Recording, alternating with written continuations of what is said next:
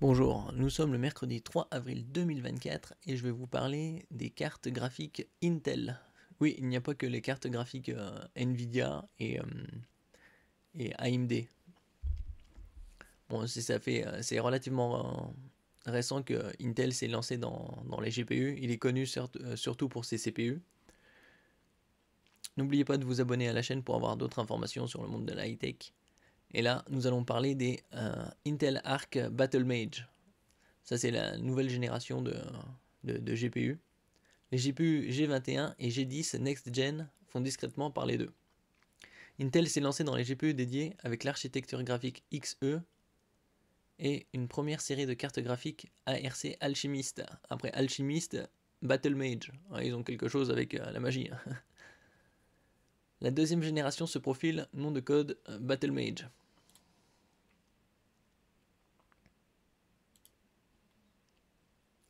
Si l'abandon du projet Larabi il y a une quinzaine d'années reste une source de regret pour Intel, la firme a relancé depuis une stratégie de conception de GPU dédiée avec une nouvelle architecture Xe et une première génération de cartes graphiques ARC Alchemist, tout en conservant la main sur les GPU intégrés à ces processeurs.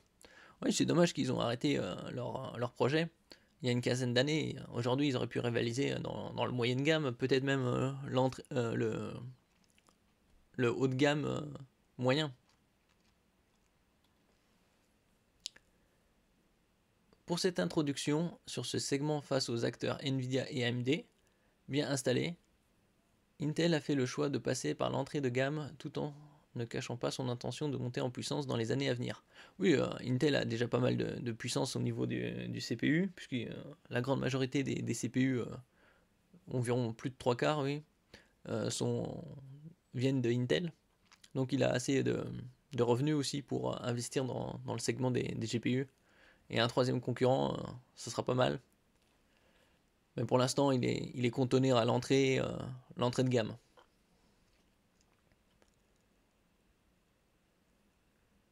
Plusieurs générations de GPU sont prévues et profiteront de la souplesse de l'architecture Xe pour gagner en puissance jusqu'à venir rivaliser avec les meilleures cartes graphiques concurrentes. Bon, ça, on verra probablement d'ici 3 à 4 ans. Hein. Ils seront peut-être dans le moyenne gamme, haut de gamme. Mais de là qu'ils rivalisent avec des cartes graphiques Nvidia de série 90, il y a encore un peu beaucoup de boulot. Avec Battlemage, Intel monte en gamme. En attendant de voir si cette ambition parviendra à s'inscrire dans le temps, Intel prépare la deuxième génération de ses cartes graphiques dédiées avec une volonté de couvrir désormais le segment du milieu de gamme. Oui, pour l'instant, il est dans l'entrée de gamme. Milieu de gamme, moi je pense que avec l'avenir, oui, il pourra s'installer dans l'entrée et milieu de gamme. De là à avoir peut-être titillé certains produits de chez Nvidia et AMD en haut de gamme, mais le très haut de gamme, ce sera encore réservé à Nvidia et AMD. Surtout Nvidia. On verra, on pourra être surpris. Alors là, c'était Q1, c'est le premier trimestre, first quarter 2022 avec Alchemist. Là, on est à la deuxième génération, Battlemage. La troisième, ce sera Celestial. Et la quatrième, Druid. Bon, on a encore le temps, là, on est à la Battlemage.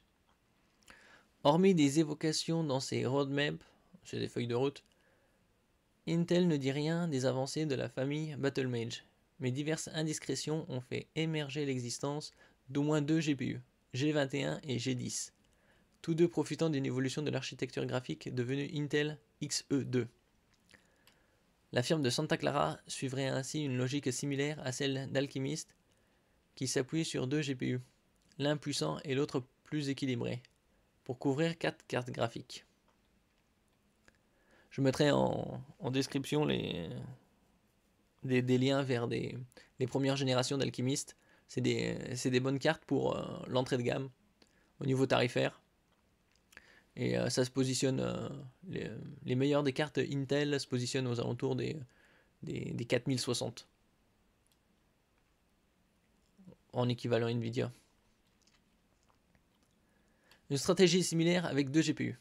Le GPU Battlemage G21 sera la version haut de gamme avec un TDP vers 225 watts et un nombre d'unités de calcul fortement augmenté par rapport à Alchemist, tandis que G10 se limitera à une puissance de 150 watts.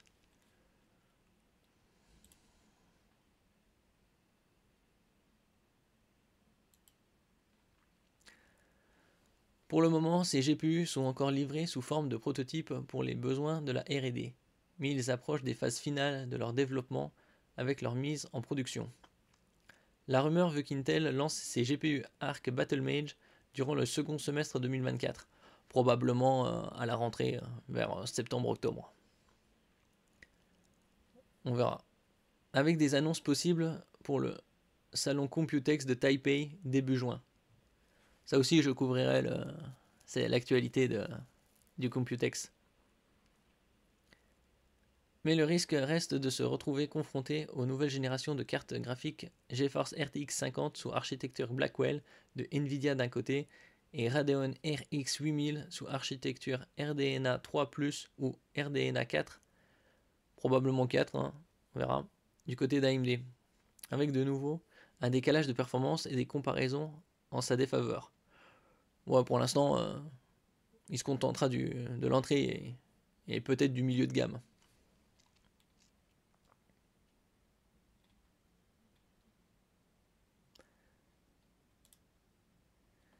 Merci pour votre écoute. N'oubliez pas de mettre un j'aime, un commentaire, de partager et de vous abonner à la chaîne. À la prochaine fois.